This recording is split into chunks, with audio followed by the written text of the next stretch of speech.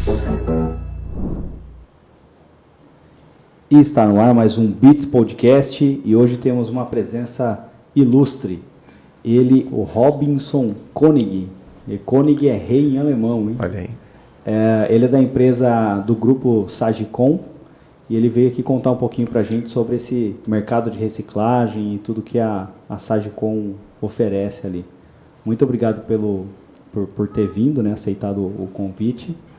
E é isso aí, conta um pouquinho da sua história. Muito bom, obrigado Adriano por nos convidar, né, por a gente poder estar aqui. E realmente é um prazer estar aqui com vocês. Nós já nos conhecemos há um tempinho, né, nós estamos no mesmo prédio.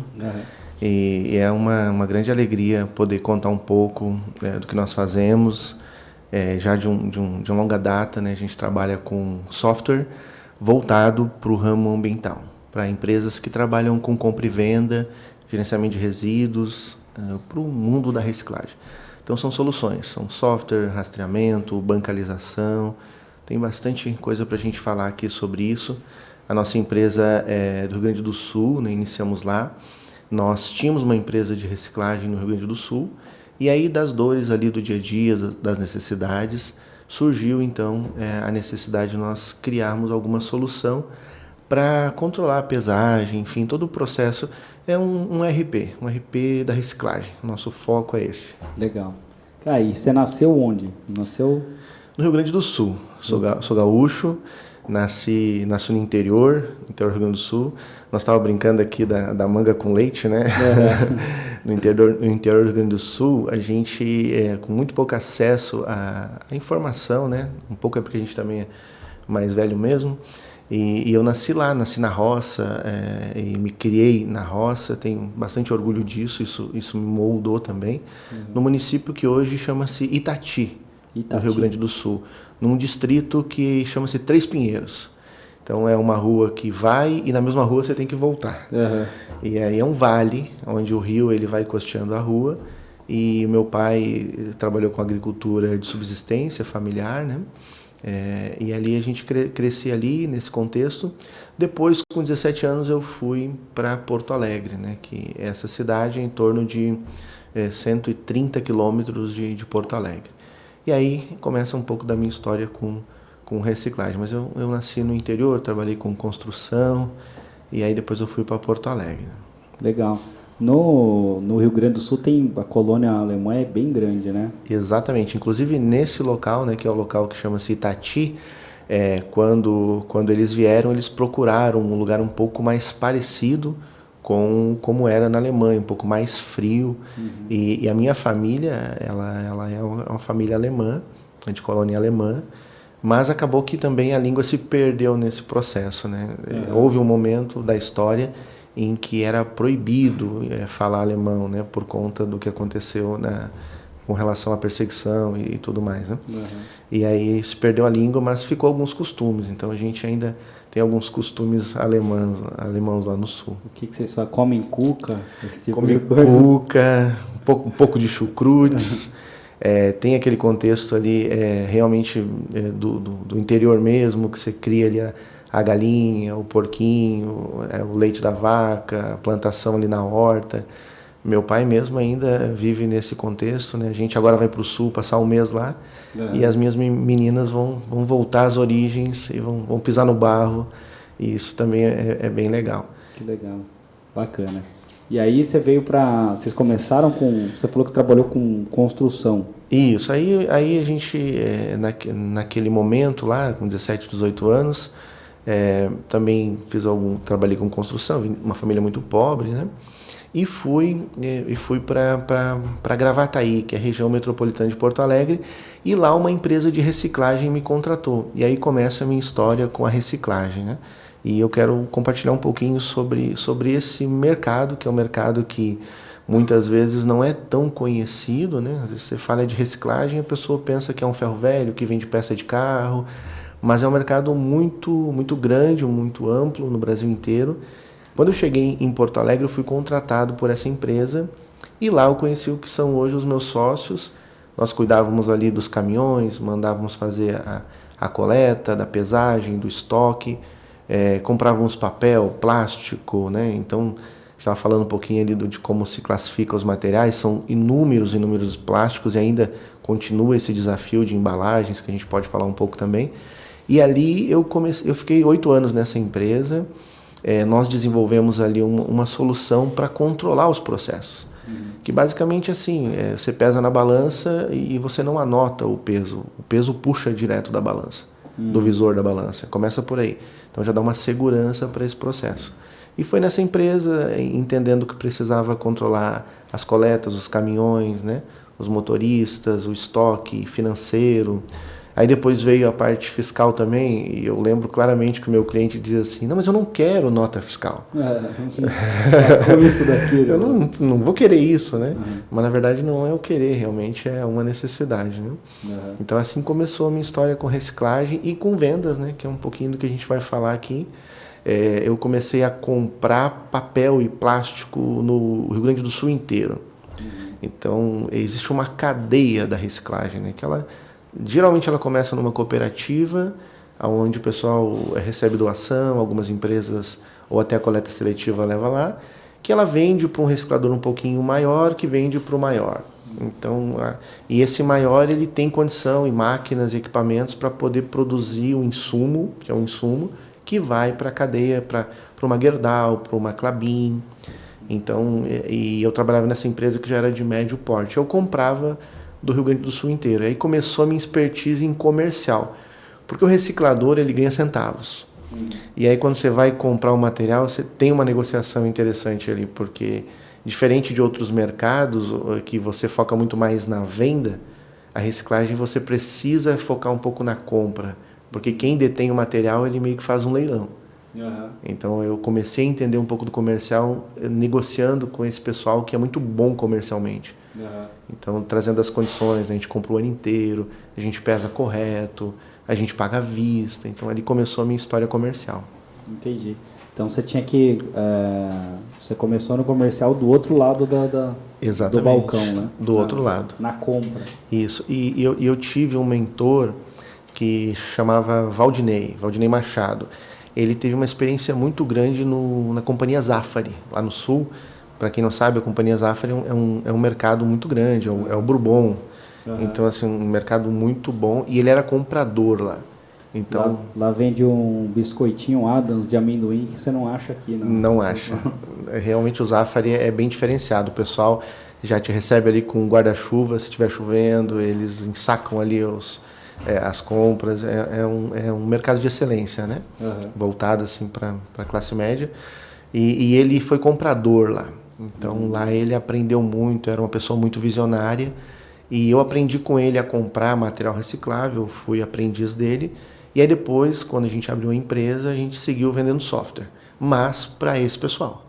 Para o pessoal realmente da reciclagem, que nós resolvemos a nossa dor. E a empresa acabou fechando por vários motivos. E começamos a vender para os amigos, lá no Sul mesmo. Numa época em que comprar computador era muito desafiador. Não era como hoje, né? A gente que é um pouquinho mais velho, e quem é mais novo às vezes não entende, né? Tudo é tão fácil hoje, né? Acho que o mundo já nasceu assim. Né? Internet, né? E na época em que assim, computador era caro, nós conseguimos convencer o reciclador que ele precisava de um controle, que ele precisava de uma gestão, que ele realmente era uma empresa, porque naturalmente ele ganhou dinheiro anotando no caderno. Então, e aí começou a surgir a questão da nota fiscal, ou seja, você não pode mais simplesmente anotar no caderno, você tem que ter um sistema para poder, né, tirar nota e tudo mais. E a gente começou a vender esse sonho, alguns compraram no Sul, Santa Catarina. Aí quando nós chegamos em São Paulo, aí realmente conseguimos vender para muita gente, por conta realmente da cultura do pessoal de São Paulo, né? E que recebeu um pouco com mais facilidade essa novidade. E aí começamos a vender, a gente está falando isso aí de 15 anos atrás. E aí então, desde então a gente vem vendendo só para esse setor, muito por indicação, um vai indicando o outro, é um segmento que se conhece muito, e começamos a vender para esse pessoal. Mas é tão interessante que hoje vocês mesmos, nós também, a gente atende muito por suporte via internet, né? Você tem ali o programa, você conecta e atende o pessoal lá do Pará. Quando a gente começou a vender software, não era assim a internet, era a internet de escada. E a gente precisava realmente vir a São Paulo, fazer a implantação e torcer para que desse tudo certo. Porque às vezes o meu cliente nem tinha tanta internet, ou se tinha era muito precária, né? Então era um momento bem diferente. Hoje já está muito mais evoluído tudo isso, mas a essência do comercial ela continua a mesma, né? Que é uma solução que realmente atende o cliente. Porque, e até um ponto que eu estava pensando antes de vir para cá, né? Hoje em dia as pessoas querem vender muito rápido, querem crescer muito rápido, né? Querem vender o produto e Ctrl+C, Ctrl+V e vamos escalar. Mas na verdade nem sempre isso se sustenta, né? A gente vem oferecendo algo para um cliente que realmente atende a demanda dele. Tem só uma intervenção, tem uma questão que o marketing digital em si, quando a gente começou, a gente era offline. E a gente migrou pro digital, migrou muito rápido, assim, percebeu que aquele mundo que a gente conhecia não existiria mais, fez a migração. E aí, alguns concorrentes, quando iam vender, o cliente falava pra gente, mas você garante pra mim que você vai vender, que eu vou vender quanto com isso aqui? Eu falava, não consigo te garantir. Se eu falar um número aqui, eu tô mentindo pra você. E às vezes a gente perdia negócio pra esses caras. Sim. E esses caras geralmente colocavam lá no site o que eu chamo de síndrome do crescimento infinito. Aí o cara fala, não, porque se você tem 100 visitantes no seu site e uma venda, se você tiver 200, você vai vender 200. Você fala, cara, beleza. Vai no site, vamos supor que seu cliente é mulher de 30 a 40 anos que mora aqui em Indaiatuba. Vai no site do IBGE e vê quantas mulheres tem nessa idade. É finito o público. Exatamente. E aí, eu acho que o mercado inteiro teve uma ressaca do tipo, cara, não é assim. Não é só vou colocar porco, vai ser linguiça, entendeu? Exato. E aí volta essa questão do tipo, não, eu preciso investir na marca, eu preciso vender direito, preciso olhar no olho do cara. Muitas vezes levantar do escritório, ir lá e vender pro cara, bater um papo. Se estiver dando errado, é sentar junto. Não é reunião de 15 em 15 minutos para vender de novo. Não, é sentar, bater um papo, falar, o que está acontecendo? Alinhar a expectativa. O setor que eu atendo é interessante, que eles já têm um pé no chão nesse sentido, porque eles são setor, né? Então, por exemplo, eu atendo um pessoal de Ribeirão, que geralmente a concorrência dele acaba sendo na região de Ribeirão, porque os pedágios são muito caros. Então, eles têm lá vários caminhões, e se eles descerem para São Paulo, dependendo da carga que eles vêm comprar, então, assim, meio que essa questão dos pedágios, ele meio que centralizou e regionalizou a concorrência, né? Então, os caras têm muito pé no chão. E aí, uma coisa que eles precisam é de gestão. Porque se o mercado não é infinito, e realmente ele não é, ele precisa fazer a gestão. Ele sabe o preço de compra, não vai variar muito, o preço de venda também não. Então, ele tem uma commodity, onde está o lucro dele, onde está, enfim, o crescimento dele? É na gestão. Como ele compra, como ele transporta, o caminhão, o preço médio, consumo médio de combustível e gestão, né? Isso não é diferente também quando a gente fala da parte de vendas, né? A vendas também é isso, né? Se você vai ter 100 pessoas entrando no teu funil, mas se você não trabalhar bem essas 100 também, você não vai vender, né? Então, você vai ter 100 saindo. Vai ter 100 saindo, você entra por uma porta e sai por outra, né? E aí, falando um pouquinho da história, como você falou, eu lembro, quando eu entrei, eu não era sócio, né? Quando eu entrei na empresa lá no Sul, ela tinha 6 colaboradores, isso aí há 15 anos atrás, um pouquinho mais. Hoje a gente está em torno aí de 120, 130 pessoas atendendo o setor. Legal. E aí eu costumo pensar assim, o Brasil é lindo, cara. Agora mesmo a gente vem voltando de Brasília e nós conhecemos empresas, apesar de já estar 15, 20 anos aí, né, 15 vendendo software, 20 no setor, e conhecemos empresas novas de reciclagem que já estão há 15 anos trabalhando. E isso é muito legal, porque a gente está falando aqui num ambiente em que vocês trabalham ajudando empresas a crescer, a vender, a prospectar, etc. E ao mesmo tempo, essas empresas que eu estou citando, elas não estão na internet. Você vê, né, que o online e o offline nunca vai deixar de existir. Porque o cara tá lá numa região administrativa de Brasília, tá trabalhando, tá crescendo, empresa grande, né? Mas ao mesmo tempo ele não tá na internet. E aí entra a venda que eu costumo pensar que não existe uma bala de prata, né? Às vezes, como você falou, talvez alguém contrate vocês, goste de ouvir isso, né? Você vai dobrar a tua venda, você vai 10 vezes a tua venda. É só contratar aqui que vai resolver. E não é, né? É um conjunto, né? Você levanta, o cara levanta a mão e aí você tem o trabalho. E às vezes tem que ter alguém na rua também. No nosso caso, a gente trabalha muito com essa realidade, né? Preciso estar na rua, o vendedor tem que estar com a barriga no balcão e ao mesmo tempo eu também posso me utilizar, né, da tecnologia para poder promover e levar soluções mais longe, né? Aquela questão de venda, né? Se o cara tá te prometendo muito, a famosa frase, quando a esmola é demais, até o santo desconfia, né? Exatamente. Se o cara tá prometendo demais, melhor não ir por esse caminho. Eu acho que o mercado o nosso aqui, né, que é o mercado de agência de marketing, ele é semelhante ao de reciclagem, né? Tem muita empresa no mercado e eu acho que poucas, de fato, fazem gestão. As que fazem são as que conseguem ali chegar um pouco mais longe, né? E aí, assim, eu acho que tem tudo a ver a gente procurar levar soluções que são complementares para o nosso cliente, né? Vocês mesmo lá têm um produto, daqui a pouco o mercado dá uma virada, a maneira da pessoa comprar muda e vocês vão criando outras soluções. É o que a gente fez, né? A gente começou com software e aí nós identificamos que o cliente ele simplesmente olhava, por exemplo, onde o caminhão está. E o transporte, isso no Brasil inteiro, na reciclagem não é diferente, é a maior parte do custo. Logística 50% do custo, no mínimo, de uma empresa de reciclagem é logística. Então a gente identificou, poxa vida, é muito mais de simplesmente saber onde o caminhão está. É saber se realmente o motorista está conduzindo o teu caminhão de forma correta. Porque ele pode estar acelerando, freando, fazendo curva e não cuidando do teu caminhão, que é um ativo de 500 mil ou mais. É saber se realmente ele está tendo uma produtividade, se ele saiu do ponto A e foi até o ponto B pela rota que foi traçada, se ele parou perto de alguém e descarregou parte do material. Então, assim, essas soluções complementares, ela fideliza o nosso cliente, porque realmente ele não está simplesmente recebendo pouco, ele está recebendo muito, né?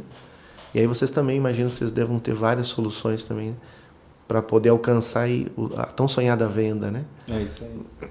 O que quando a gente começou para hoje, a gente vende uma coisa totalmente diferente do que era antes. Né? Igual você está falando, né? Você começou na empresa que comprava o material para revender e aí você acabou entendendo que a gestão era a parte mais importante desse tipo de empresa. Exatamente. E aí foi galgando ali os passos, né? Exato. E é isso aí, não para nunca, né? A gente trabalha com tecnologia, nós somos software, basicamente é plataforma, é software, somos uma software house, acima de tudo é o nosso core, mas ao mesmo tempo as coisas vão mudando muito nesse nosso mercado, a gente tem que estar atento, né, ao que realmente o cliente está tendo de dor, né? Então os nossos sistemas eles estão muito evoluindo. Recentemente nós criamos um aplicativo para o motorista, a gente falou do rastreamento, que é para o motorista não precisar. Antigamente tinha aqueles equipamentos gigantes que você colocava lá e quebrava e não funcionava. Hoje é aplicativo, então o cara tem um aplicativo, ele recebe, ele dá o start, ele faz check-in, ele faz check-out, ele bate o ponto. Isso tudo diminui o tempo, né, que ele tem de precisar se comunicar com o gestor da frota. Então essa rapidez isso é muito importante também e muda muito a maneira com que se comunica, né? Muda demais, a gente tem que estar sempre evoluindo. É até um pouco desgastante, porque não para nunca. Todo dia o nosso cliente acorda, deve ser assim com você também, né? Vamos fazer uma coisa diferente, vamos mudar isso aqui, vamos mudar o site, vamos mudar a landing page, e a gente está aí para isso, né? Com certeza. A gente está aí para isso. Acorda com uma ideia diferente. Todo mundo acorda com uma ideia diferente. Cara, e quando vocês começaram lá atrás, vocês começaram a pensar em desenvolver um sistema, você está falando de 2008, mais ou menos? Exatamente. Exatamente. Um pouquinho antes até, mas depois de 2010 que realmente a gente começou a vender em São Paulo e cresceu. Tá. Tinha alguma inspiração, assim, alguma empresa de fora que vocês olharam e falaram, putz, essa empresa é legal? E interessante, né? Não tinha, realmente nós andamos nesse oceano azul aí.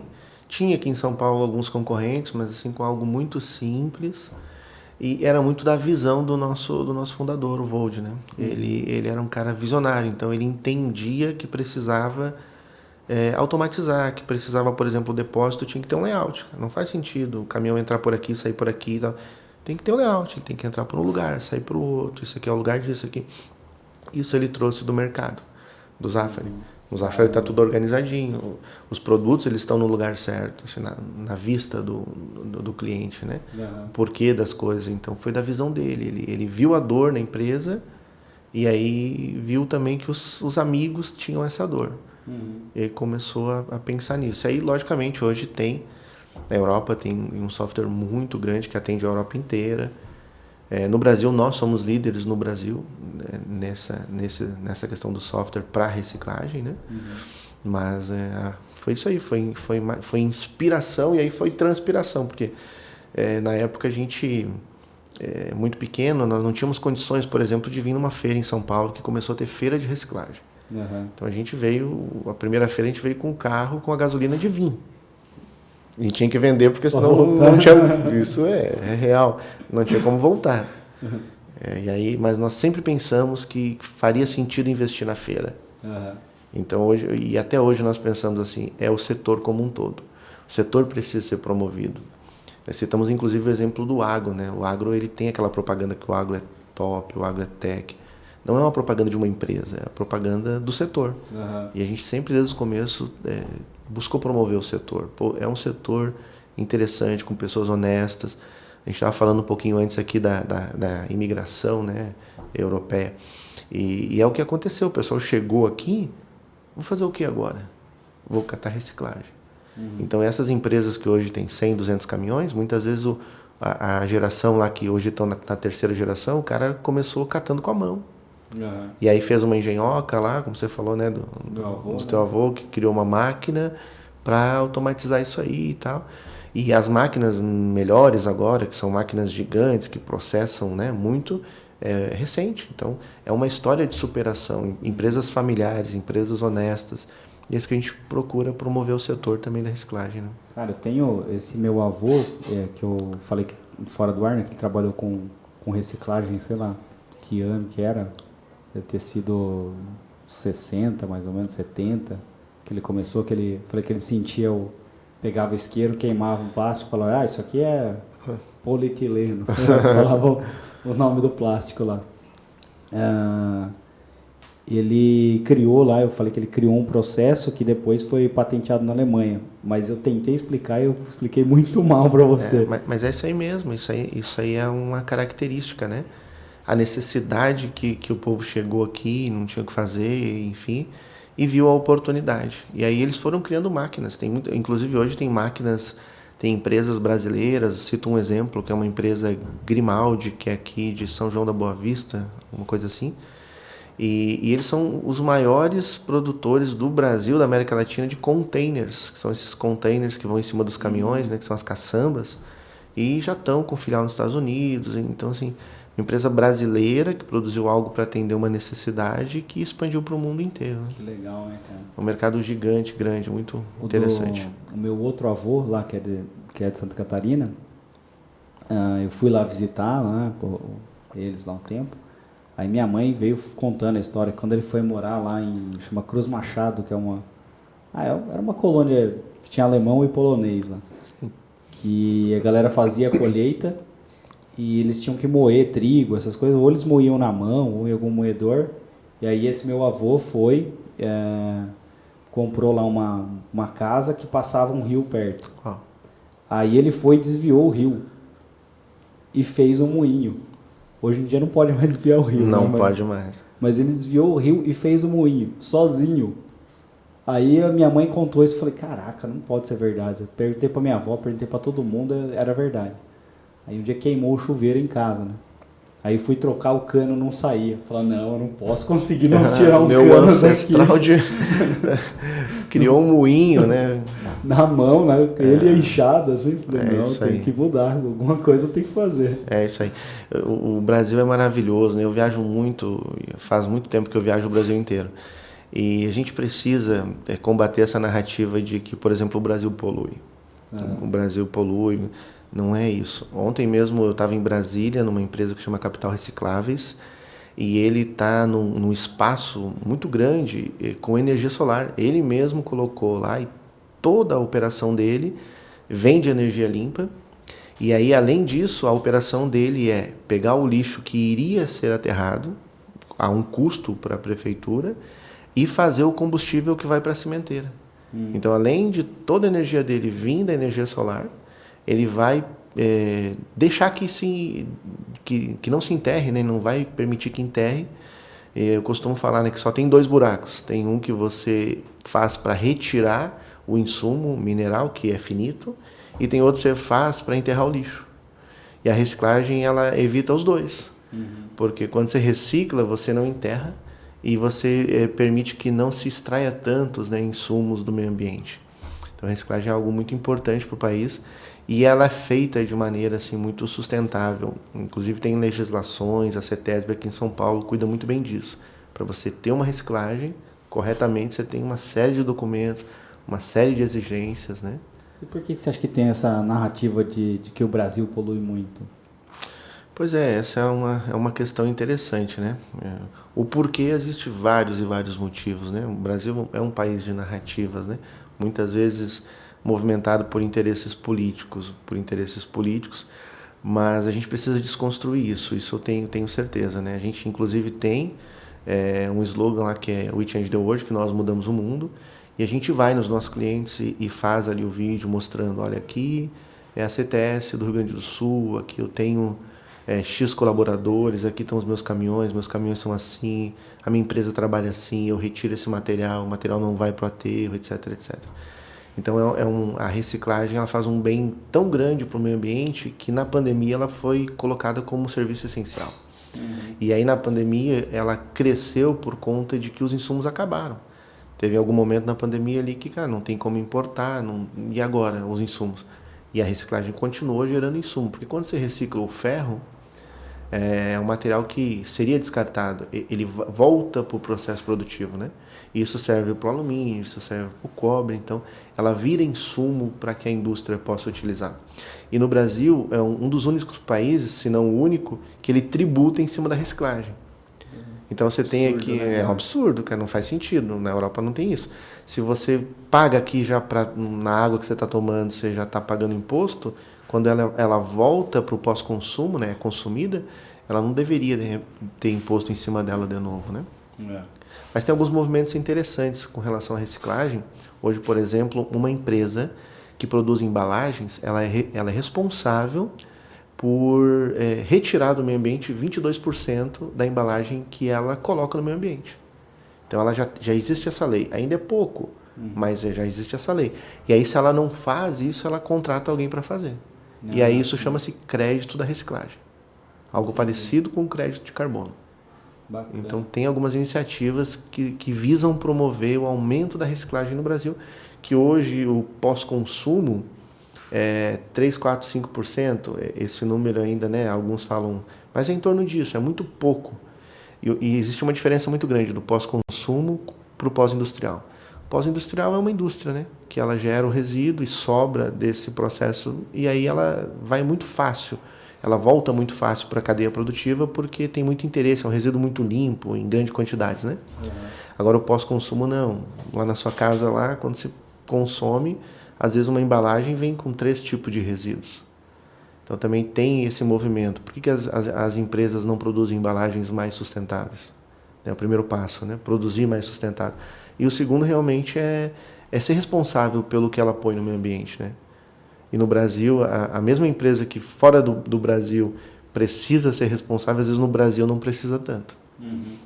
Então tem esse ponto, né? Então tem muito ainda para evoluir, tem muito trabalho para ser feito, e os meus clientes são heróis, cara. O pessoal faz isso. Legal, cara. Cara, tem uma questão até, a gente trabalha, né, com marketing e alguns clientes queriam trabalhar, às vezes fazer impressão de papelaria em papel reciclado. Geralmente esse papel era mais caro. E aí na época eu fui buscar algumas informações ali e parece que tudo que é reciclado é mais caro. Talvez você já tenha respondido isso, que é por conta do imposto. Mas tem alguma outra questão, assim, além do imposto? Na minha visão, né? É claro que existem especialistas na área, mas na minha visão muito é por conta de como você produz a embalagem. Vou citar um exemplo aqui que é polêmico, o Tetra Pak. É reciclável ou não é? É, mas é difícil. E aí pode ser que não seja reciclável. Então, assim, quando você produz um material que ele precisa ser reciclado, mas é feito telha de Tetra Pak. Tá bom, mas em que quantidade? Casinha de cachorro. Sim, e aí a quantidade que é colocada no meio ambiente comparado com a quantidade que eu consigo reciclar. Outra coisa, eu tenho vidro no Pará, mas lá não tem indústria que consome o vidro. Então, naquele ambiente, para aquele produto, por mais que aqui em São Paulo ele é reciclável, lá às vezes fica no meio ambiente, porque o frete para trazer para cá é muito caro. Uhum. Então, o que as empresas estão fazendo? Elas estão mudando muitas vezes a embalagem. Pô, lá no Amazonas, não tem como trazer, tem que ser de barco. Então, vamos vender lá não mais vidro, vamos vender latinha de alumínio, porque a latinha de alumínio é cara. E aí, a partir disso, o pessoal junta, né? O carroceiro ali, a pessoa que está juntando, o catador, ela vai pensar, pô, junto alumínio ou papel? Junto alumínio, que é 4, 5 reais, papel é centavos. Entendi. Então, às vezes é por conta disso, tá? Foi mal pensado para reciclar. As indústrias, né? As indústrias, elas se posicionam mais no centro do país mesmo, naturalmente, e alguns estados, principalmente do norte e nordeste, têm dificuldade muito grande em reciclar. Por isso de políticas como essa. Então, assim, a empresa que é daqui de São Paulo, que ela tem que vender lá para o Pará, ela tem que recuperar 22% do que ela entregou lá. Entendi. E tem que vir de lá. Então, assim, existe um movimento nesse sentido. Mas será que você não desestimula o cara a vender para lá, talvez? A empresa? É. A empresa não, né? Porque vamos dizer assim, que ela quer alcançar e ela vai alcançar aquele mercado e para ela é lucrativo demais. O que para ela é ótimo é que não tenha lei, para que ela não precise recuperar e trazer o material para cá. Uhum. No momento que tem a lei, ela vai recuperar. E aí a gente está falando de pouquinho, tá? A gente está falando assim, comparado com a Europa, assim, muito pouco o crédito que ela tem que pagar aqui, a responsabilidade dela aqui, né? Uhum. Não que eu queira bater na empresa de jeito nenhum, né? Longe disso. Mas quando a gente produz algo, a gente é responsável pelo que a gente produz, né? Uhum. Isso serve para tudo. Quando você faz um filho, você tem que cuidar do teu filho, né? E se você faz uma embalagem, você precisa realmente ter a certeza que ela vai voltar para cá. Porque quando você pensa uma embalagem, você tem que pensar ela com um produto só. E aí tem muita empresa, logicamente não vou citar nomes aqui, mas que faz o que a gente chama de greenwash. Que assim, parece que é ambiental. Maravilha, olha só a propaganda. Mas é para gringo ver, né? Na terminologia popular. Porque na prática faz uma embalagem que não é tão reciclável. Poderia fazer uma mais reciclável, mas que é um pouquinho mais cara. Então, esse mercado ele ainda tem muita regulamentação para ocorrer, assim como acontece na Europa, por exemplo, nos Estados Unidos, que já tem uma regulamentação melhor e a reciclagem ela funciona um pouco melhor, né? Entendi. Não pode falar assim da Natura, né? Não é essa, né? Talvez não.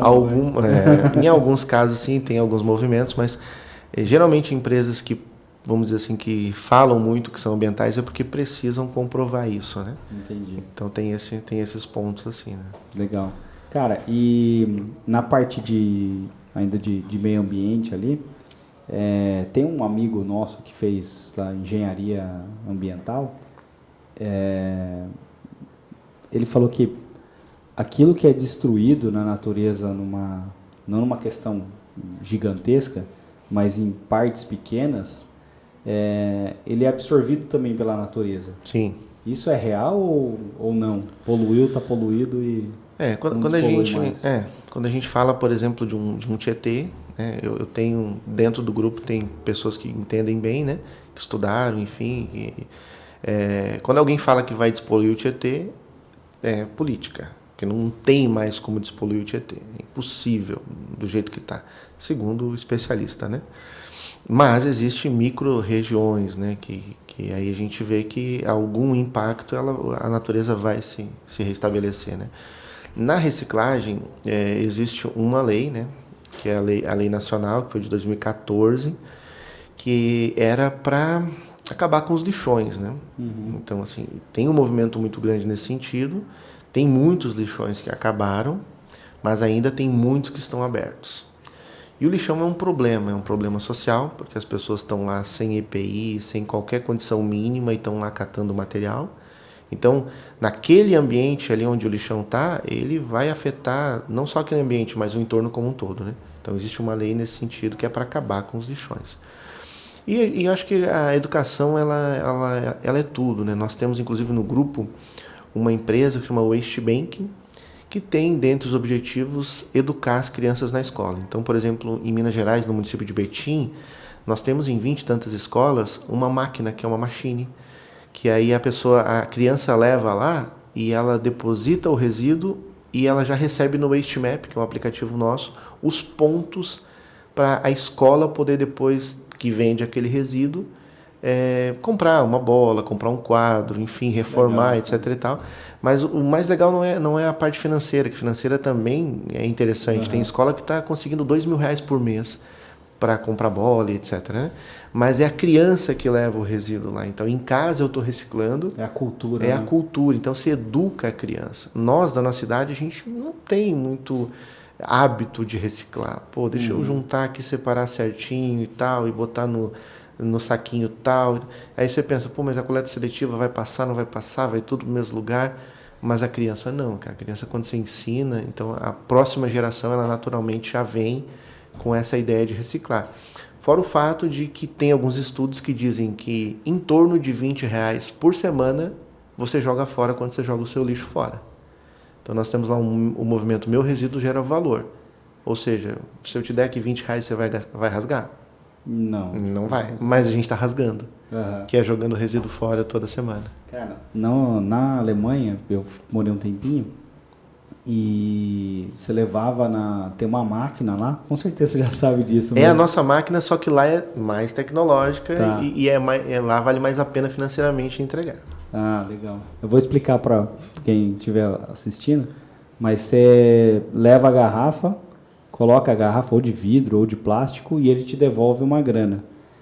Tipo, eu lembro que ele dava, sei lá, às vezes era 50 centavos assim, de euro, que era o preço do leite. Eu lembro que era alguma coisa assim.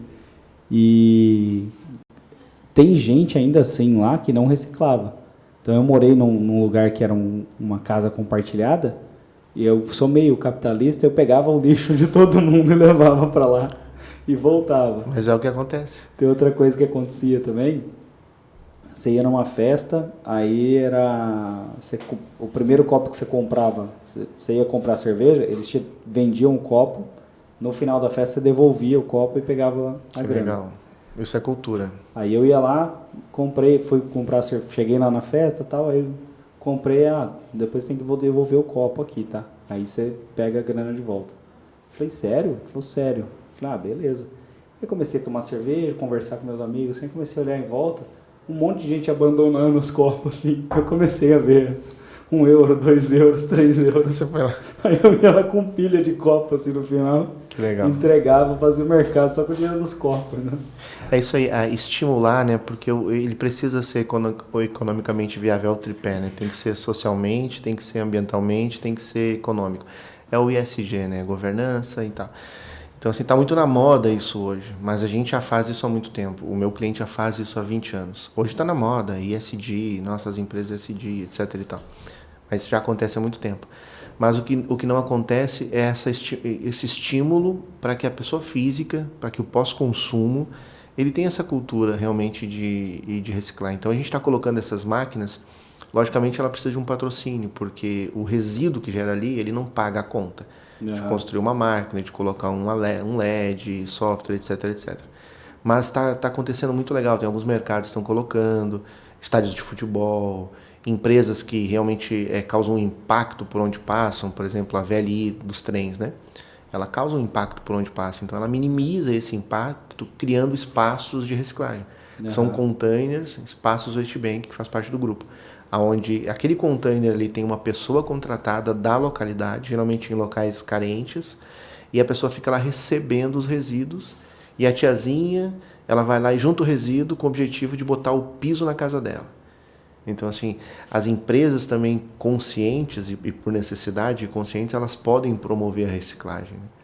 Então, tem muita coisa para fazer, tem muita oportunidade, né, nesse sentido também. Tinha uma campanha, acho que foi, sei lá, 2012 mais ou menos, teve uma campanha do Chivas, do whisky, sabe? Que era fazer o bem e fazer grana. Era alguma coisa assim em inglês. E aí ele mostrava iniciativas de onde as pessoas ou empresas faziam alguma coisa que impactava de forma positiva a sociedade e mesmo assim ganhavam para isso. Tem que ser, porque é o que motiva realmente a pessoa. Claro que existe vários tipos de pessoas, né? Às vezes quando você põe um espaço, um exemplo, a gente pôs esse espaço em condomínios um pouco mais de alto padrão. E aí, aquela pessoa, R$10, R$20, mas motiva ela o fato de eu poder doar para uma instituição. Então nós criamos no aplicativo, você gerou aí R$20 na semana, mas você pode doar para o Pão dos Pobres, Porto Alegre, enfim. Que legal. E aí isso aí também motiva ela a fazer a reciclagem e fazer a doação, né? Aqui em Indaiatuba tem algum lugar em Campinas, que tenha máquina? Tem em Campinas. Tem que ser um lugar que tenha muito fluxo, assim, ou não necessariamente? Não necessariamente, porque o objetivo em si, a máquina ela tem um objetivo de educação ambiental. Tá. O principal objetivo dela é a educação ambiental e também ela pode ser marketing, né? Então a gente está pondo, por exemplo, no estádio do Guarani. A gente está com esse projeto com eles lá. Então vai ser para reciclar, para que realmente não vá fora, mas também para fazer um marketing ali com algumas empresas parceiras. Então tem isso aí. Ah, legal. E de São Paulo tem algum time ou ainda não? Ainda não, mas tem por exemplo, o time de São Paulo, eu tenho um cliente que retira o material lá. Ah, sim. Então, hoje o São Paulo, por exemplo, né, quando se fala de time, ele é muito responsável pelo que ele gera lá. Ele tem uma empresa contratada que chama Novo Horizonte, que é cliente nosso, que usa o software, que usa o rastreamento, para que o resíduo dele seja rastreado. Então, quando sai lá de dentro do São Paulo, o resíduo é totalmente rastreado. Ele chega no destino final e ele é reciclado realmente, né? E aí o São Paulo também dá uns ingressinhos lá pra gente ver os jogos. Ah, legal, bacana. E que time que você torce? Pode falar? Pro Inter, né? Pro Inter, né? Pro Inter, né? Não sei se tô triste ou tô feliz. Tô triste porque podia ter vencido a Libertadores, jogou bem pra caramba. Porque ganhou do Grêmio também tô feliz. Eu sou palmeirense também, estamos no mesmo barco. Estamos no mesmo barco. Ia dar uma final legal, hein? Ia ser bonito. Ia ser mais justa essa final, né? Porque, poxa vida, né? Eu com o Boca lá, eu achei que foi meio... não sei como é que nós não passamos, né? Meio mandrake. Assim, é simples, a gente não fez gol e levou, né? É só isso. Essa lógica. Jogou melhor, mas não adianta, né? Legal. Cara, eu acho muito foda o que vocês fizeram, né? Porque não existia nada disso, vocês não tiveram nenhuma referência, né? Exato. Vocês foram criando, pensaram no modelo, no formato, como que ia rentabilizar. Totalmente improvável, né? O meu sócio mesmo, o Leonardo, é autodidata, fez lá até, acho que, 4ª, 5ª série, o irmão dele também. E então, assim, eu também venho da roça, cara, então, quando a gente está em alguns ambientes lá, vamos falar de vendas aqui, né? Pô, me sinto totalmente orgulhoso, assim, né? Lisonjeado por poder estar aqui com vocês são fera nisso daí. E o que eu tenho é a prática, assim, eu sou comercial na veia. Ontem eu estava em Brasília visitando o cliente numa situação bem complicada, familiar, né? Uma transição familiar, e um quer uma coisa, outro quer outra, e eu ali tentando, né, fazer com que eles chegassem num acordo para poder colocar a solução que vai fazer eles se organizarem. Então, assim, eu adoro isso, eu adoro conversar com as pessoas e, assim, tentar fazer com que eles vençam essa objeção, né? Porque a venda, ela tem isso também, né? Tem a desconfiança, né? Poxa vida, mas esses caras de São Paulo, estão aqui em Brasília do Sul, será que vão me atender bem? Será que não vão? Né? E sistema, um negócio tão tecnológico, eu estou aqui fazendo, né, reciclagem, como é que eu vou colocar será que eu vou conseguir botar para rodar isso, né? E isso é vender, é entregar uma solução, né? Não é simplesmente fazer um impulsionamento e aí o cliente chega e você fez a venda. Não, tem a entrega, tem o pós-venda, e isso a gente pode falar. Claro, temos problemas, toda empresa tem, mas não fugimos dele, a gente resolve. E aí o mercado, por se conhecer tão bem, faz com que a gente cuide bem do cliente, porque eles vão se falando um entre o outro, né? Se é bom, se é ruim também é ruim, né? É quase que o conceito de comunidade, né? Exatamente. Vocês vão de ponta a ponta ali, né? Eles são concorrentes, cara, mas na hora de comprar uma máquina, um software, ele vai ligar para o concorrente. E aí, tá funcionando aí mesmo? Então você tem que tomar cuidado nesse sentido, né? E funciona para todos vocês também. Você dá referência lá, às vezes é um concorrente ao case, mas ele vai ligar. Então, funciona, os meninos lá são bons mesmo, ajudam a gente. E eu adoro isso, A gente passou, né, falando um pouquinho da venda, por um processo também de criar uma cultura, uma máquina de vendas, né? LDR, BDR, enfim, eu era sozinho. Hoje a gente tem um time, pessoas que cuidam de determinadas áreas, né? Então a gente também vai evoluindo, mas não pode perder a simplicidade. Eu sempre falo isso, né? Uma parte da nossa cultura é a simplicidade. Eu preciso realmente chamar a coisa pelo nome. A gente até evita um pouco alguns termos em inglês para poder tornar simples para o nosso público, né? Pô, a gente faz isso aqui também. Você pega marketing digital, é tudo inglês. Tudo em inglês, é tudo o máximo, não sei o quê.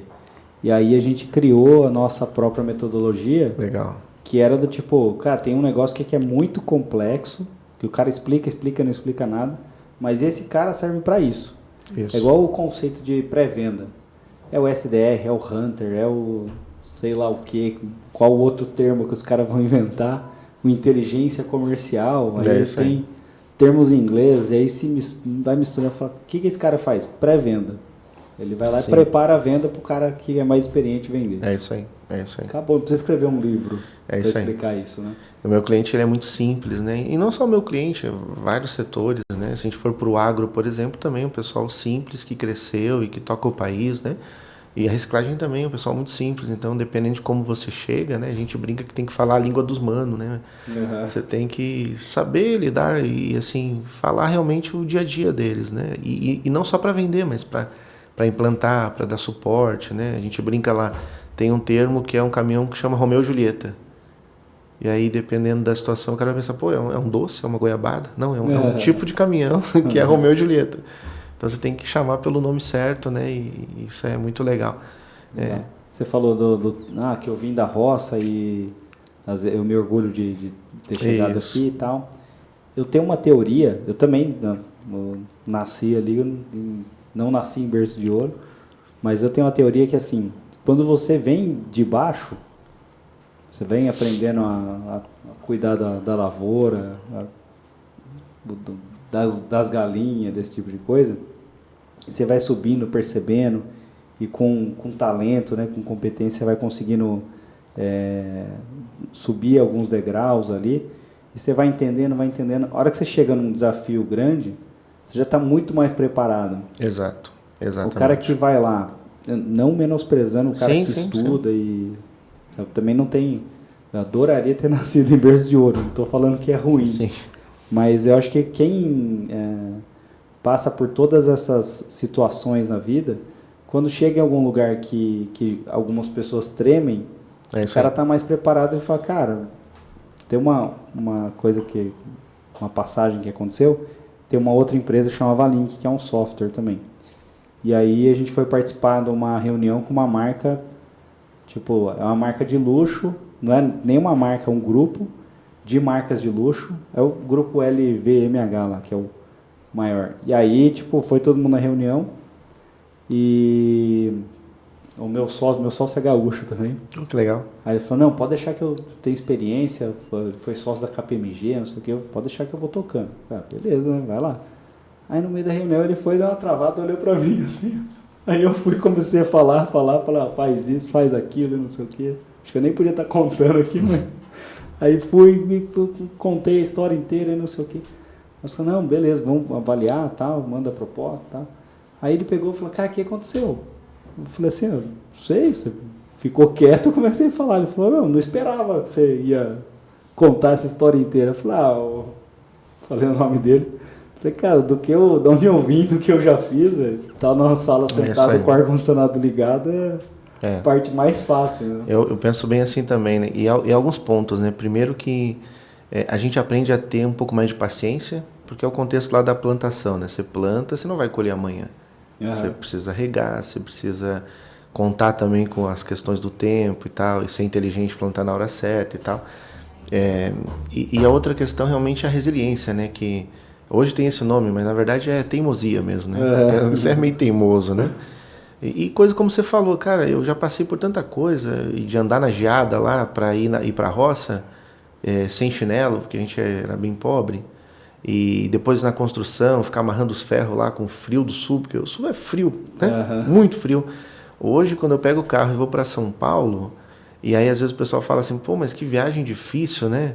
Cara, isso aí pra mim, pô, tô no meu carro com ar-condicionado, um carro bom, cheguei em São Paulo, vou aproveitando a viagem, né? Não sofro com isso. É um passeio, né? Pô, ontem fui para Brasília, acordei cedo, segunda-feira, cheguei lá, voltei ontem de noite, né? Pra mim é bom isso, claro, o corpo cansa, mas comparado com o que a gente passou, né, na nossa vida, isso traz, né, a resiliência.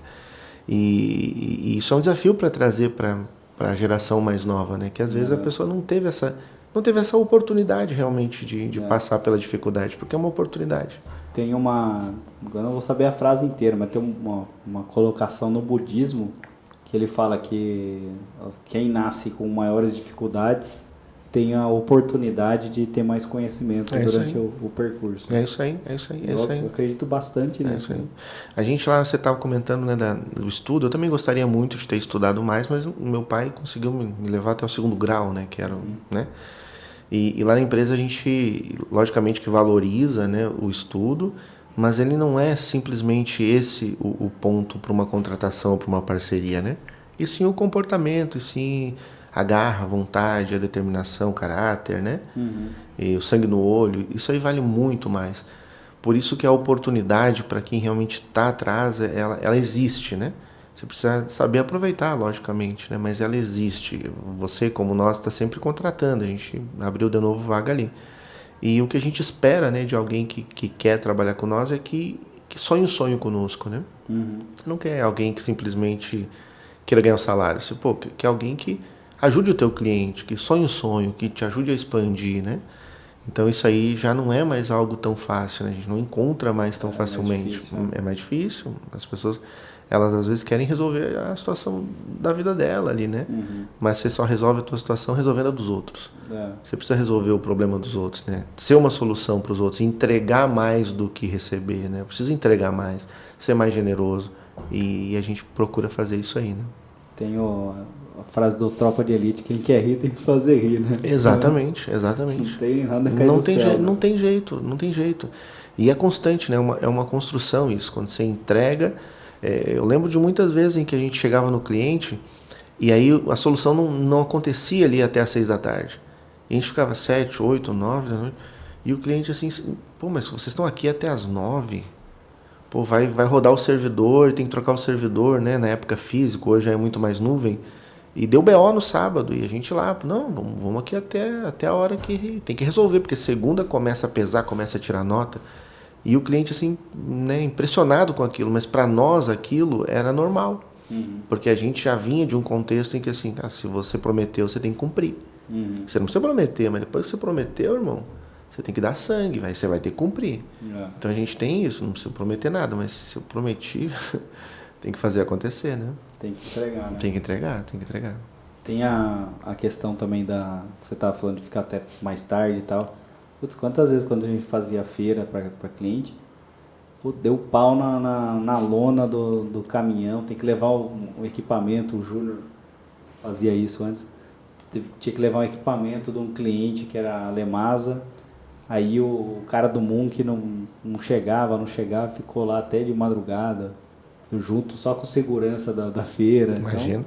Então, ele falou, cara, tem que ficar aqui, o cara vai ter que entregar, eu tenho que chegar e assinar o papel. Eu falei, cara, entregou. E é mais fácil dizer que não é problema meu? Não, assinar eu, cara. Quando a gente assinou o contrato lá, eu não estava falando de servidor, estava falando de software, isso aí é hardware. Não, mas aí você chega no cliente, o cliente não tem rede. Na época a gente, né, chegava lá, vamos instalar o software. Tá, mas e instalar onde? Hoje a gente está um pouco mais inteligente, né? Você já faz uma pré-validação, tem um treinamento antes do técnico ir e tal. Mas acontecia isso, chegava lá, tá, mas não tem o computador aqui. Tem que fazer a rede também, porque senão... E nós fazíamos. né? Caramba, fazer tudo. Tinha que fazer, porque não tinha quem fizesse, né? Não tinha quem fizesse. E ainda hoje a gente procura atender com essa humanização, né? Pô, o cliente ligou é porque ele está com um problema. Então vamos atender, vamos dar um suporte, vamos ser ouvido para ele. Se estiver aqui, vamos ir, vamos conversar, né? E isso fez a gente vender muito por indicação. E aí, falando de vendas, uma boa parte das nossas vendas vieram por indicação. E ainda hoje, às vezes, ontem mesmo estava em Brasília, aí o cliente falou, pô, fui eu que te indiquei lá para o Maranhão. Uhum. Aí até brinquei, né? Pô, o filho quando é educado tem um monte de pai, né? Um cara brincou, né? Pô, não, comissão e tal. Mas é assim, às vezes eu nem sei que o cliente me indicou, o outro me liga, a gente fecha, mas ele só ligou porque alguém foi lá e disse, ó, pode ligar que tá funcionando bem aqui. Pô, que legal. E como que você estruturou? Você começou vendendo sozinho ali, né, na carreira solo? Isso, primeiro o Vold, né, que é o nosso fundador, mentor, ele vendia, eu era auxiliar dele, e aí a gente, por alguns anos, a gente vinha para São Paulo, expandiu, enfim, e aí ele veio também a falecer, né, ele, por um homem que não se cuidou muito bem, enfim, do nada, com 56 anos ele... Caramba. Teve uma infecção, né? E pô, no auge, né, da produção, da vida dele. Mas ele falava, né? Eu só morro se morrer o meu sonho, se as pessoas que estão na minha volta, né, esquecerem de mim. E não esquece, né? A gente está falando dele aqui hoje, né? 10 anos depois. E aí comecei a vender muito por indicação, como a gente estava falando. Nós tínhamos lá um controle no Excel, ele tinha uma dinâmica muito legal, na época, inovadora, que era registrar os telefonemas. Então eu ligava para você e você dizia, pô, minha filha vai nascer daqui 3 meses, me liga daqui 4 meses, porque aí eu vou estar mais tranquilo. Daqui 4 meses tinha no Excel lá, ligar. E aí eu ligava e dizia, como é que você tá e tal, sua filha tá bem, nasceu bem e tal. Então ele tinha essa dinâmica já. Caramba. E nós tínhamos no Excel. E aí um dia a gente estava aqui em São Paulo, paramos num desses postos aí e nos roubaram o computador. Puta merda. Perdemos tudo isso aí. Aí a gente foi atrás de um CRM. Pô, CRM, isso aí, sei lá, 10 anos atrás, 12 anos atrás. E aí fomos atrás do CRM, passamos de um para o outro, para o outro, para o outro. Hoje a gente usa o PipeRun, que é um CRM que a gente gostou bastante. E o que vocês colocaram primeiro? No PipeRun? Não, o primeiro primeiro era... Pô, até esqueci o nome agora, mas eu tive o PipeDrive, que foi o mais recente. O primeiro era Sugar CRM.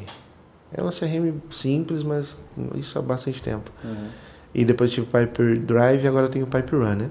Hoje a gente estruturou, a gente contratou o BDR, que é o pré-venda, que nada mais é que ele fica ativamente ligando, né? Ligando. Mas a gente está sempre evoluindo. Agora nós estamos trazendo o 55 PABX, que vai nos ajudar a automatizar isso. Então eu vou colocar lá X números e o pré-venda e o próprio sistema vai ficar ligando. E o pré-venda vai atender quem ligar. Então Boa. A gente está sempre evoluindo isso, né? Hoje então, tem o pessoal do pré-venda e aí quando eles conseguem a reunião, eles passam para os vendedores. Eu não tenho o meio ali que é o SDR, né? Eu faço direto isso. Pré-venda valida e tal, passa para o vendedor, geralmente online, mas eu tenho hoje um vendedor que está em São Paulo, inclusive hoje, visitando alguns clientes, possíveis clientes. Legal. Então, basicamente isso, eu faço toda a gestão dentro do CRM e com a proposta, também consigo gerar proposta, contrato, tudo ali. Legal. Então, você faz essa prospecção ativa ainda bastante. Faço e sou entusiasta disso, eu acho que nunca vai acabar. Legal. Nunca vai acabar, pelo menos no setor que eu atendo, nunca vai acabar. Porque eu citei o exemplo do cara de Brasília que não está na internet. Por mais que eu faça um marketing, o embalde seja extremamente necessário, impulsionamento, etc. e tal, aquele cara lá que ainda é uma indicação e que eu tenho que ligar para ele, porque ele nem gosta de falar no WhatsApp, ele nunca vai deixar de existir. E existe métricas, existem estudos que falam que ainda a ligação, ainda ela é importante. Muito importante, né? O pessoal do RD, que é referência nesse sentido, eu ouço muitos podcasts deles, eles falam isso, né? Que uma boa parte deles ainda vem de ligação.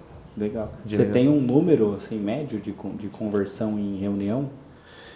Das reuniões que vão para reunião?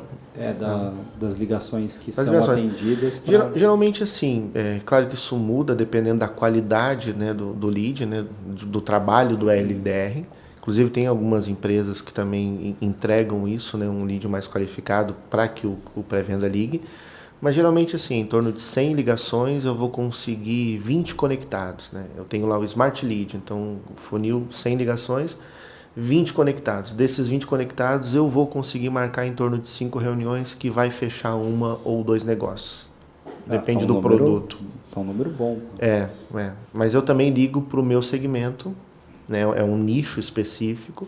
Antigamente eu ligava mais, mas eu também não tinha esse trabalho do LDR, né? Que é o cara que fica fazendo, ele tem um procedimento operacional padrão, que ele vai nos sites certos. Então, quando o pré-venda liga, ele já sabe o nome da empresa, o faturamento, os sócios, então ele já tem uma informação mais relevante para poder ser mais assertivo, né? E também tem o script que a gente foi evoluindo no decorrer do tempo, mas também tem muito a ver com pessoas, né? Tem pré-venda que vai converter mais no WhatsApp, tem pré-venda que vai converter mais na ligação. Entendi. Então também tem isso. O cara do...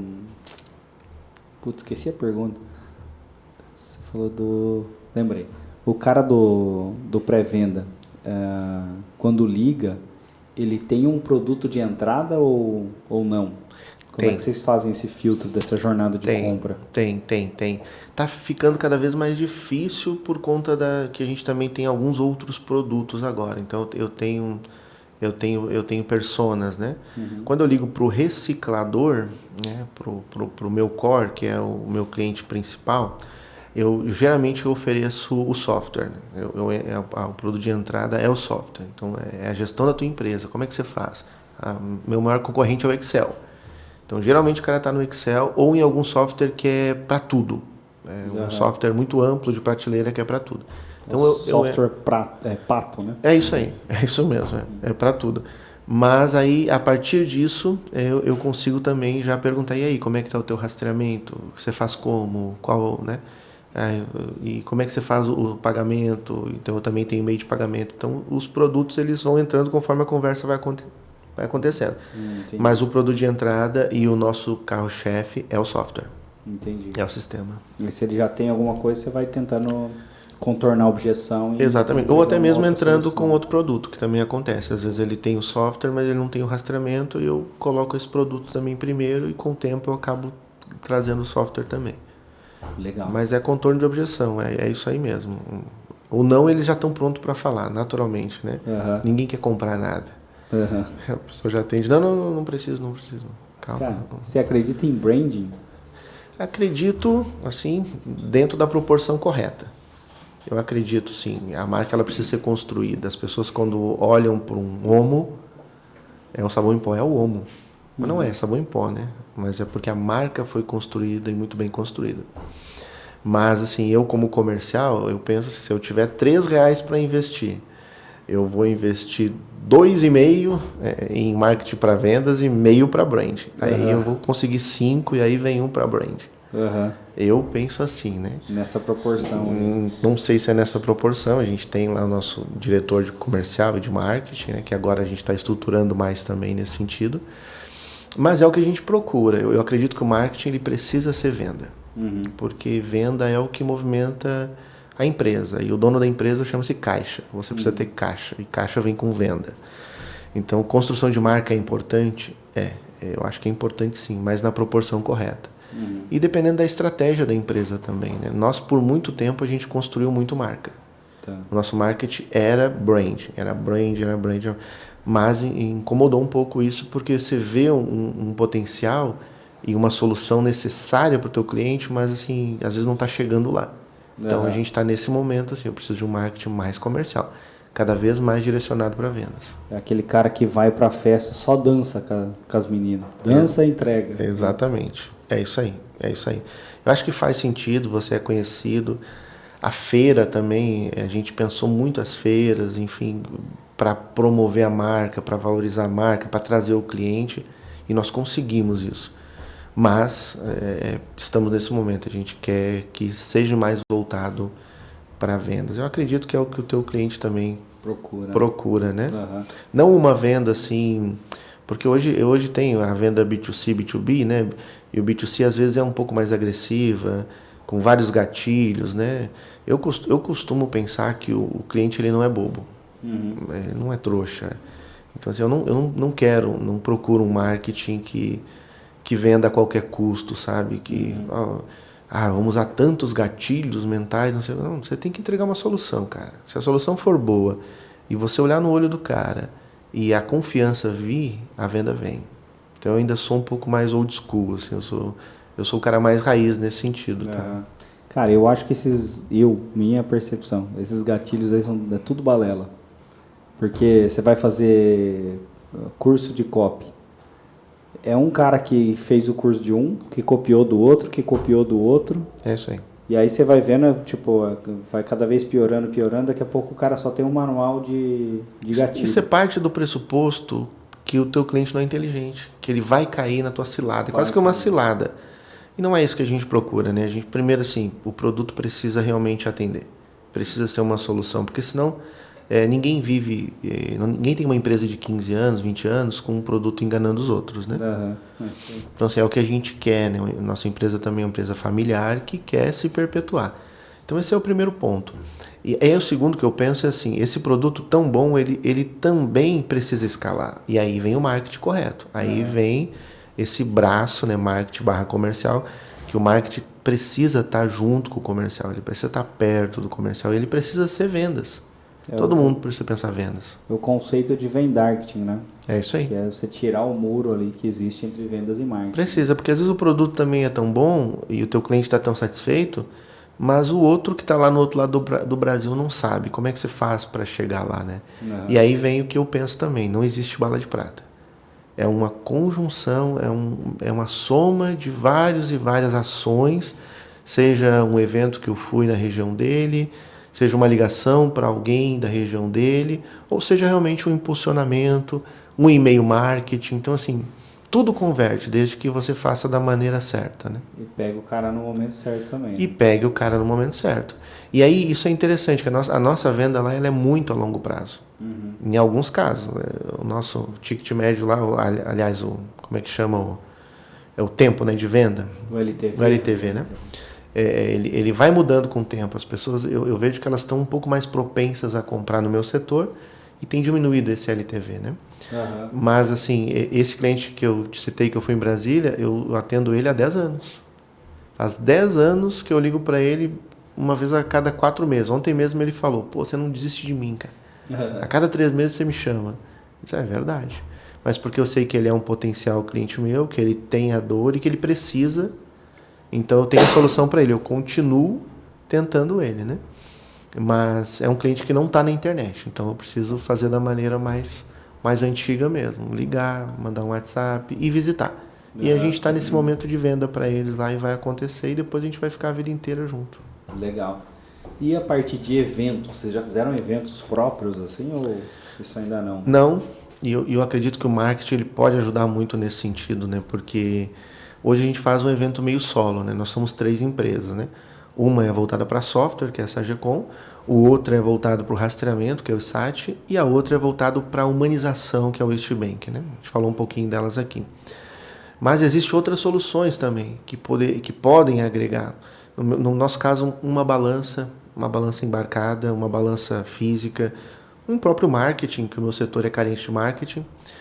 Então a gente acredita também que essa pessoa que está vindo lá, a gente está contratando um diretor de marketing, ela pode fazer esse trabalho de trazer essas soluções conjuntas para criar um evento próprio. Hoje a gente não faz isso, hoje a gente vai em eventos, que são eventos do setor, e o nosso stand sempre acaba sendo bem movimentado, porque a gente atende, né, o Brasil inteiro, enfim, mas não é um evento nosso, a gente não trabalha com evento próprio ainda. Legal. Então, mas é um plano aí, né? É um plano, acho que faz sentido. A gente tem vários planos. Ontem mesmo a gente estava falando de comprar um caminhão. E acho que vai rolar. Nós vamos comprar um caminhão, vamos adesivar esse caminhão, vamos botar um motorista e ele vai fazer a jornada da reciclagem. Ele vai estar lá no meu reciclador, nós vamos chamar de sala VIP. Então ele vai estar lá, vai estar promovendo a reciclagem lá, vai estar entregando o cartão para o fornecedor dele, vai estar, enfim, tendo ações ali no fornecedor e fazendo as visitas e promovendo o mercado e indo nas feiras. Então, na feira a gente vai encostar o caminhão. Já diminui um pouquinho. O stand ali. Já diminui um pouquinho do custo de montar o stand, né? Não todo. Então, nós estávamos pensando nisso. Então, como eu falei, são várias ações e não pode se acomodar. Você precisa achar maneiras. aquele cantor que fala, né? Acho que foi o Milton Nascimento, o cantor tem que estar onde o povo está, né? Alguma coisa assim.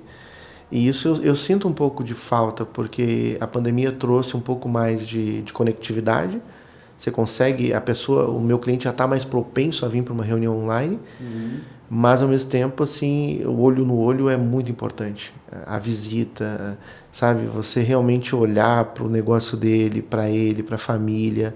E isso nós estamos pensando através desse caminhãozinho. Então a gente vai ter um caminhão lá dirigido pela carteira B mesmo. Vamos fazer ali um processo para que ele seja útil lá no meu cliente. Vamos chegar lá. Acho que a CBN tem um caminhão que eles participam de eventos e fazem transmissões direto, né? Isso é da hora, cara. É legal, veja essa referência. Porque vai no evento e vai no cliente. Pode, por exemplo, chegar numa cidadezinha do interior e promover reciclagem. Dar um curso de reciclagem numa praça de uma cidade do interior.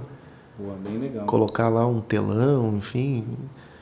1 milhão de coisas que dá para fazer estando na rua, né? E isso é uma coisa que eu gosto bastante. Eu acho que a pandemia trouxe essa velocidade para os negócios, nos afastou, e eu acho que hoje as pessoas estão carentes de experiências pessoais ali, né? Tanto que as últimas feiras, né, que a gente fez foram muito boas, principalmente a feira que veio pós-pandemia, encheu, porque as pessoas, cara, preciso conversar com gente. A gente foi feito para ter relacionamento. E assim o pessoal vem e quer conversar e quer interagir. E o legal de uma feira assim é que você tem um network de negócios, né, voltado para negócio. Então o cara que está lá no Pará, ele tem um produto que aqui em São Paulo tem um preço melhor. Então ele conhece o cliente aqui de São Paulo. Isso a gente consegue trazer por atender um nicho, né? Eu consigo fazer com que eles interajam também e gera negócio. Isso é muito legal. Legal. Pô, queria agradecer aí a aula que você deu aí hoje sobre reciclagem, sobre empreendedorismo. E, tiver alguma outra coisa para divulgar também, as portas estão abertas. Que legal. Parabéns pela empresa de vocês, né? A gente já vem conversando há bastante tempo, né? E assim, vocês têm crescido também e temos um mesmo propósito, basicamente, né? Que é levar as nossas soluções, levar as soluções. Você tem os seus clientes, eu tenho os meus. Então, assim, esse papo foi muito legal. Eu gostei também bastante. Muito obrigado por ter me convidado. Espero que eu tenha podido explicar um pouco, né, do setor. É um setor muito amplo. Tem feiras específicas, né, que o nosso ouvinte possa mergulhar um pouco mais no setor da reciclagem e entender também, porque é um setor que faz muito bem para o meio ambiente e para a economia também. Contrata muita gente, paga imposto, máquinas e movimenta a economia também. E a gente é uma parte desse segmento, a gente ajuda esse setor a ser ainda maior, né? Obrigado pelo convite, por esse espaço aqui. E é isso, né? Para finalizar, então, assim, que a gente possa levar essa mensagem da reciclagem mais longe, né? Que tanto em casa, quando você for separar ali os seus resíduos, você entenda que aquilo ali pode voltar para a cadeia produtiva ou pode ir para o buraco ser aterrado e às vezes até contaminar o meio ambiente ou cair em algum lugar que depois vai poluir, enfim, né? Nós somos corresponsáveis, assim como as empresas que geram, que produzem embalagem, nós também, que a gente consome, então que a gente possa reciclar mais, que esse setor possa ser promovido e cresça mais, e é isso aí. Bacana. Pô, desejo saúde e prosperidade para vocês lá, que tudo que vocês façam funcione, dê certo, e é isso aí. Obrigado. Muito obrigado. Você também, muito obrigado, irmão. É isso aí. Beats.